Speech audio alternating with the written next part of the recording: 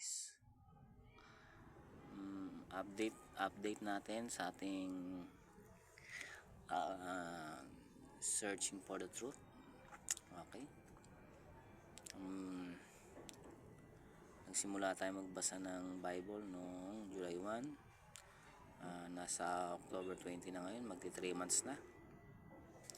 Ito yung mga nabasa na natin: Genesis, Job, Exodus, Leviticus, Numbers, Deuteronomy, Psalm, Joshua, Book of Judges, Ruth, Samuel, Kings, ayan,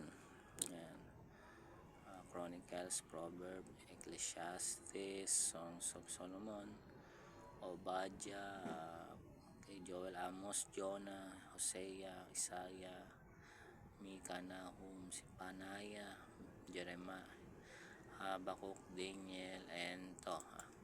Kakatapos ko lang basahin to kagabi, mga magti 12, mga 11:30, mga ganyan.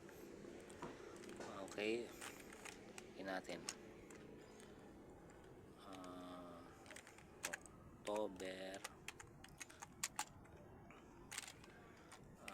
19, 19. Ay, tama, 19, 20, 25. Ang oras nito is 11:30 PM.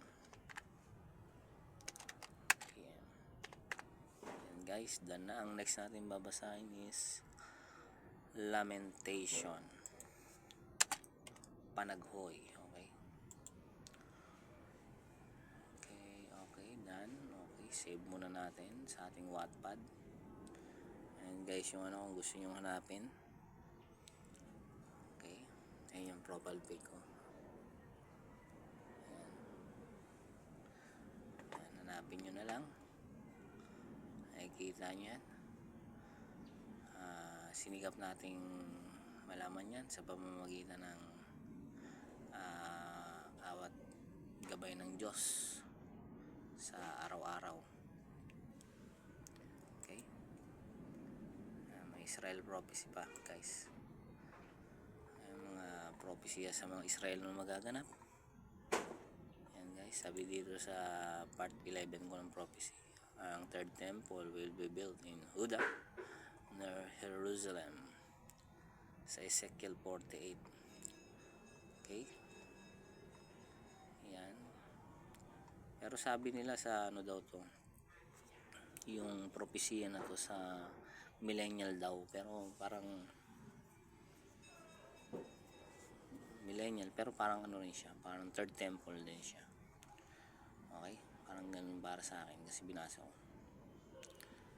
Okay, kasi yung mga ngasiwa dito is lineage ni Sadok, yung mga priest,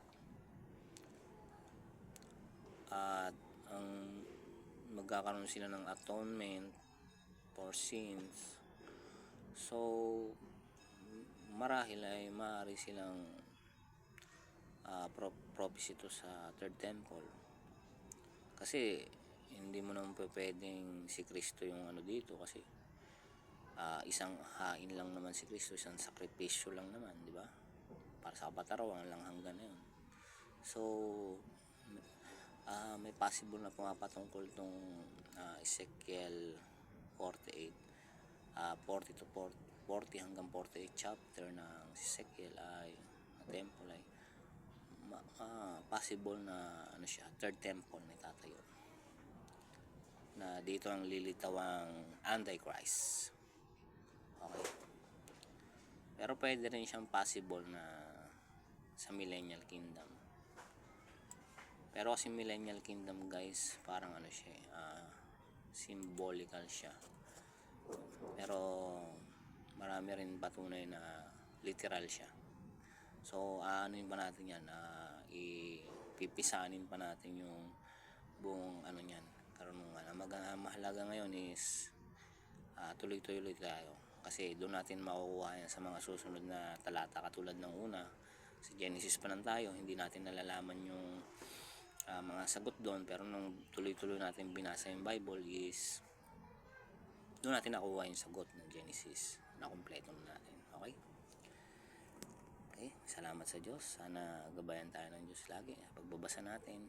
Huwag tayong huwag tayong umasa sa mga pastor, ministro at mga pari na nagsasabing ay ito na yung paliwanag niyan. Kailangan tayo din ay magsuri sa ating sarili, dahil ang Diyos ay hindi naman siya nagtatangi ng tao na sinasabi sila daw makapagpaliwanag ganito sila lang daw, di ba? May mga propeta din na hinihirang ang Diyos sa ibang kahit sa paganism. Sa panahon ng Kanaan is si Prophet Balaam, di ba? Is naging propeta din ng Diyos.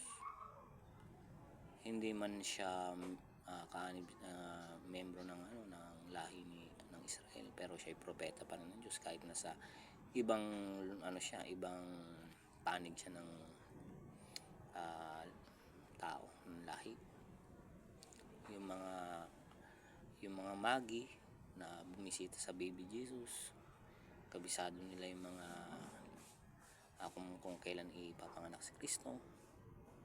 So huwag kayong umasa sa sinasabing sila lang daw makakaunawa ng Biblia, dahil ay mga taong yan is mga nabulag ng mga kanilang pastor, ministro, dahil sila lang daw makakaunawa.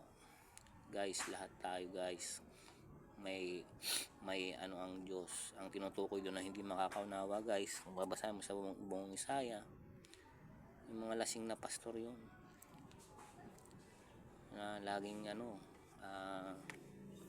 na gumagawa ng kamalian, pero tayong mga nagsisikap talaga na malugod ng Diyos is binibigyan niya tayo ng kaunawaan. Kasi ang Diyos tumatahan man sa mga matatayog na sa templo matataas, pero sabi niya nananahan siya sa mababang loob. Okay guys, again maraming salamat. Sana ay kita-kita pa tayo sa mga susunod na panahon.